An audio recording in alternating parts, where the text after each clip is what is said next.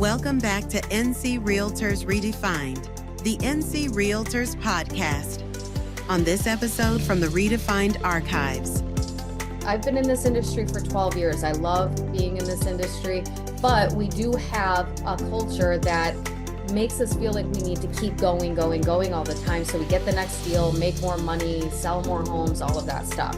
But first, do you have feedback on a story or topic that you'd like to hear covered on this podcast? Then give us a call at 336-550-4437. When leaving your voicemail, be sure to tell us your name and where you're from. Your comments may be used on a future episode of NC Realtors Redefined.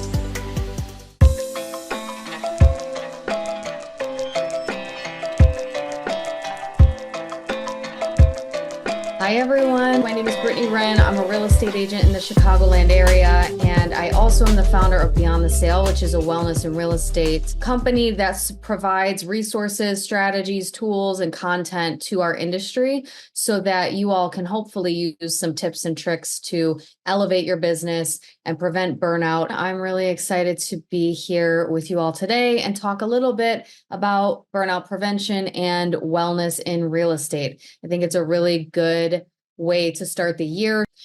So first, I really want to kind of break down burnout so that if you're not familiar with it, you don't really know what it is, or maybe why you're experiencing things the way you are, that you can recognize it and help then take steps to prevent it in the future.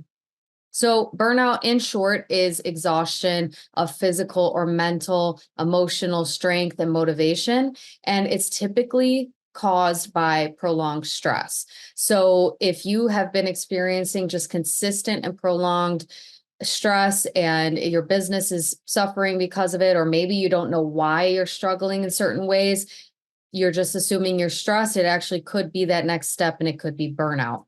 So I like to go through really quickly how the life cycle of a realtor can affect your business. And if you're at a different phase or part of your career, how each stressor at each different phase of your business actually does affect your life and business differently. So obviously, if we have rookie agents, they're going to have different stressors than the veteran agents. And of course, some will overlap.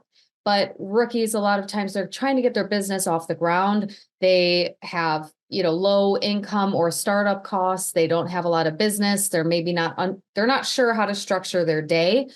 And then, of course, mid-career agents are trying to maintain, maybe scale their business. They might find themselves with less personal time or being less present. And of course, veterans are thinking about retirement, not sure what to do with their business. Maybe they don't really know how to make steps to leave the industry. They're potentially still the family breadwinner. So as you can see, this is just a very light overview of why each phase of your career requires some burnout prevention strategies and techniques, because it can happen at any time, and each level, while may get easier in some levels, the stress may change or increase at others. So just to give you an example of the cycle of burnout in real estate and why it's so important to have burnout prevention strategies on hand, it's because our industry, as you all know, it's a hustle. It's kind of ever evolving and ever changing. We have ebbs and flows constantly throughout the year. And of course, a lot of our business is dictated by market conditions. So while we might have an outstanding year one year, the next year, things could change and be very different.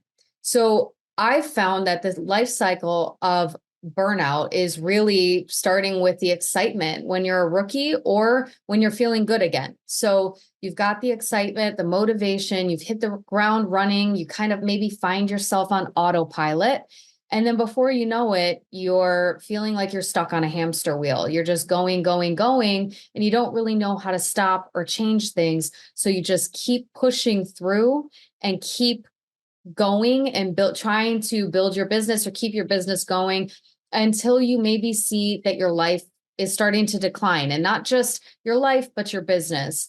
And so you may be stuck in that phase for a while. You might be stuck in any of these phases, really. And if you're on the hamster wheel and you don't really know how to get off, and then the life decline kicks in and you're not really sure where to go from there, hopefully you get to the point where you seek help, whether that is through a family friend, a family member, a colleague, your managing broker, a therapist. It could be anyone in your life, but also hopefully Beyond the Sale will give you those tips, tricks, and resources so that you're like, oh yeah, I remember there is a place to go. So I know how to employ strategies to get myself out of this life decline and out of this hamster wheel so that I can get back to business. So once you've sought help, hopefully then you're employing those new strategies and you're eventually back to excitement and motivation. However, the reason it doesn't stop there is because we don't really talk about burnout prevention in real estate consistently. And in my mind, burnout prevention should be coupled with business planning. It is one and the same to me. I feel like every year when you create your business plan, you should be creating your burnout prevention plan. And if you're seeing your business plan evolve and change every quarter, which I advise, then I would also look at that burnout prevention plan every quarter and change it to your needs, because your needs will change throughout the year. And we'll get into that a little bit more as we go here, because I want to give you some examples of what you might be experiencing if you're feeling burnt out. And there's different areas you may feel burnt out in. A lot of us initially feel the burnout in the physical form first. So we might be exhausted or fatigued, and you might feel like you're slacking in your performance. Maybe you just don't even think about self-care, or you're just not really putting the time and effort in to do the things you used to do. You could be feeling it in your mental and emotional state where you're lacking the motivation, you're more irritable, and you're just kind of on edge all the time, you can't focus. And then of course the social and lifestyle, those could be some of the last things that you notice from yourself, but maybe you just are withdrawing from social settings. You don't really want to be around people, your battery is drained, and you find yourself just kind of burying yourself in work because you don't really know what's going on. And I always preface this, I am not a mental health professional. I am not a therapist. I am someone who experienced burnout in this career in one of the biggest years I had in this industry. And I needed this at that time. And I've worked very hard over the past 5 years to put these resources together because I knew what it took to come out of that burnout and keep going.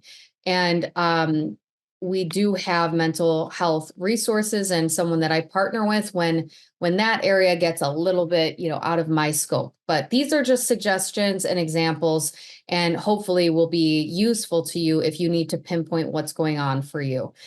So some more specific examples of burnout are going to be you're sleeping too much or you're not sleeping enough. You are suffering from insomnia. You don't feel good ever, or maybe you find yourself just dreading work when you used to love it. You keep forgetting to maybe respond to texts or emails, or it's just slipping your mind and it just slips through the cracks and you can't believe that you missed that text or email. And you could be that you're snapping easily on people, or you're just in a state of kind of not feeling great all the time, right? So you're not really sure why you don't have that motivation and excitement and energy and all of those things to keep going. So there are steps to break through burnout, whether you're there now or whether you hit it at another time, or whether you've been there in the past. And to start those things, I always like to encourage people to think about their limiting beliefs, because I've come across all sorts of people in the industry, some which are very open to this topic and some which kind of scoff at it and think, I've been doing this forever. I don't need wellness in real estate. I don't need to worry about X, Y, and Z. But I can guarantee you at some point, people will experience some level of prolonged stress. And my goal here is just to have you have the resources you need if you happen to hit that. So limiting beliefs are going to be some of those more negative thought patterns. So it could be what I'm talking about, and that you don't really believe that you need to worry about burnout. But they can also be some other things that prevent you from really having a little bit more of a flow in your life and your business. Because it's hard to say that we could have work-life balance when we know that we'll always kind of have a heavier attention or need on one side of the other of that. So could be work every now and then, and it could be life every now and then, but we can't have one or the other just consuming all of our energy. So other examples of limiting beliefs are going to be things like you feel like you constantly have to be available. Like if you don't answer that text message right away or that email, that's a terrible business practice or whatever it might be. How about that you are playing into the hustle culture that our industry pretty much promotes all the time? And I've been in this industry for 12 years. I love being in this industry, but we do have a culture that makes us feel like we need to keep going all the time. So we get the next deal, make more money, sell more homes, all of that stuff. So these are just some examples. Maybe you're fearing that you're going to miss out on a client. You have some income instability. These are things that might be telling yourself that you cannot practice self-care regularly, or you cannot actually pour into yourself because of these reasons. So I challenge you to think about what your limiting beliefs are. What is holding you back from incorporating a burnout prevention plan into your business and self-care strategies into your business? And we're going to work through those. So then I would like for you to start with identifying your burnout triggers. So there are going to be things that make you feel burnt out quicker than other things. What triggers me to be more stressed may not trigger you, and vice versa. So some examples of this might be that you're not taking enough breaks in the day. You're just working through, you have your schedule, you're used to it. Well, what is that? What is that trigger going to be for you? Now, for me, if I don't take enough breaks in the day, I have a hard time falling asleep and staying asleep. My mind has a harder time shutting off when I'm just consistently working without any break from work. So the solution to that would be time blocking breaks into your schedule. And I know we talk a lot about time blocking in this industry. I find it to be very crucial. I always use time blocking for pretty much everything. And I find that it really helps me so that I remember, okay, let me wrap up what I'm doing, and then I can get back to work once I've taken a mental break and a physical break from constantly focusing on work. Of course, another example could be that you are dealing with a difficult client. This could be something that's triggering you each time you see that client and you don't even realize it. And that, of course, effect could be putting you in a bad mood. And that could spiral if you don't do something to stop it and just shift your focus. And of course, especially if you're dealing with a difficult client and then have to go on to another client. And in between that time, what do you do to shift your focus and your mood? I recommend using mindfulness techniques, breathing exercises. These things really will shift how you're feeling. And before you know it, if you use some of these smaller strategies, they're going to become a part of your regular routine and your regular business practices. So, of course, when we're building the burnout prevention plan, we like to focus on the key areas of self-care. So once you've thought about your limiting beliefs, once you've identified your burnout triggers, then you're going to start really building that burnout prevention plan. And that is where you'll take the areas of self-care and apply strategies that will work for you in your business so that you can then time block those things into your calendar and have a little bit better of a flow. So a burnout prevention plan is going to have these different areas, and it might look something like you have the physical aspects completely down. You are always on top of your physical health and you don't have to worry about that at all. That's fine. Still write it down. Write down the things that you do in each area and see where you could improve. Now, maybe you have everything only in physical health and you have nothing in mental or emotional. You're going to go through each of these areas of self-care, write down things you either do or would like to do and like to incorporate. And that is going to be the building of your burnout prevention plan. And it will also help you realize that if you're really heavy in one area, these are proven areas that we need to pour into in our lives so that we can have a little bit more of a balanced flow in our life and business, in our life in general, but we're applying this to our business. So what this could look like is your physical might be that you're going to cut down on caffeine or shut off electronics 30 minutes before bed. Maybe you need to incorporate exercising in your routine, or maybe just a simple walk or stretching.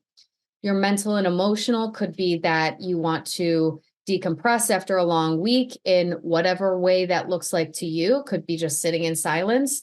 You want to set aside me time each day, even if it's just 5 minutes. Again, it could be 5 minutes of silence. It could be listening to your favorite song, or anything that helps you decompress a little bit on the daily phase, not just the weekly phase. So then you're also going to practice breathing exercises. This would be an example of someone's burnout prevention plan and the things that they want to incorporate. So, of course, social, spending time with friends and families away from work, being in social settings that are not networking settings is very important. And then, of course, the spiritual aspect, whatever that looks like for you, if it's going to be prayer, meditation, mindfulness, and relaxation techniques, develop a daily routine. That's where time blocking would come in. And of course, potentially finding a creative outlet. So these are examples of what a burnout prevention plan might start to look like. And once you have these things in place, you can start time blocking them into your schedule and practicing them on a daily, weekly, monthly, quarterly basis. And of course, those strategies and those techniques will change as your business changes. So I'm going to give you some additional strategies that you can take away today and use to potentially start your year in a really positive mind frame and a better habitual way. First things first, write down your wellness needs. If you don't know what you need, you can't even start this burnout prevention plan. Another couple features I like to point out on our phones, because nowadays, obviously, we're on our phones a lot. There is a pin feature on your phone, and I've been told that they're both the iPhone and Android. So what I do in my messages is, if I'm busy or with a client or in a meeting, or I'm simply with family and want to be present when I'm with them, I will pin the message. If it's not urgent, if it's not a dire need that I need to immediately answer to, I will pin the feature, or I'll use the pin feature on my phone, and the message in your text messages will stay at the top of your messages until you unpin it. So it's a reminder to you. It kind of at least gets that out of your head so you can remain being present in whatever you're doing, but is there for you when you're ready to revisit it and get back to work.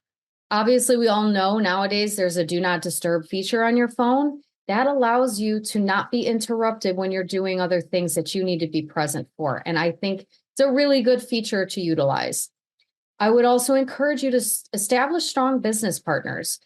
That is a huge, huge thing when we're going through deals. So lenders, attorneys, inspectors, anyone that can, and those of you that have been in the industry a long time know, when you have strong business partners, that really feeds into how the deal goes, how you feel throughout the deal. Is it relieving stress from you, and helping the deal flow even better?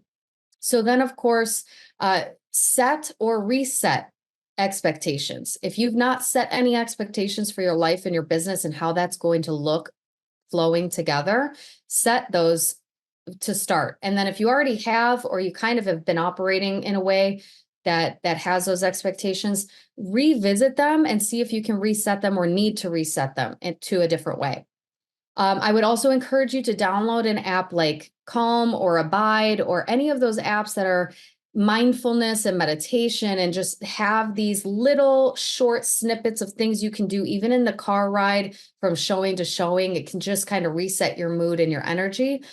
Of course, time block with those calendar alerts so you know how to stay on a more consistent schedule. I would set a movement goal, even if it's, like I said, just walking or stretching. Building this burnout prevention plan is not to stress you out or add more to your calendar in your day. It's to get you in a better flow so that you feel energized to keep pouring into your business. I would encourage you to find an accountability partner, someone that maybe will build this burnout prevention plan with you. And then you guys can hold each other accountable to if you're staying consistent with that. Of course, like I said, identify your burnout triggers, acknowledge your limiting beliefs, and set screen time limits on your devices if you can. It will prompt you to put the phone down, to turn off the computer, and to give yourself a break, because we all know nowadays being in front of a screen in itself for long periods of time will drain your energy. So, wrapping up really quick, just stay in tune with yourself, understand your needs, ask for help when you need it, even if you're not used to asking for help, and break through those limiting beliefs, identify those burnout triggers, lean on your support systems, practice self-care daily, even if it's something very simple and small, and then go ahead and develop your burnout prevention plan. So I just want to remind you that you are not alone. Burnout is very common in this industry. You don't have to feel ashamed for feeling exhausted, or even if you've thought about wanting to leave the industry and you don't know why. Everyone that I have ever spoken to when talking about this topic can relate in some way. Hopefully, this has been very helpful to you all. I really appreciate you taking the time to be here with me today.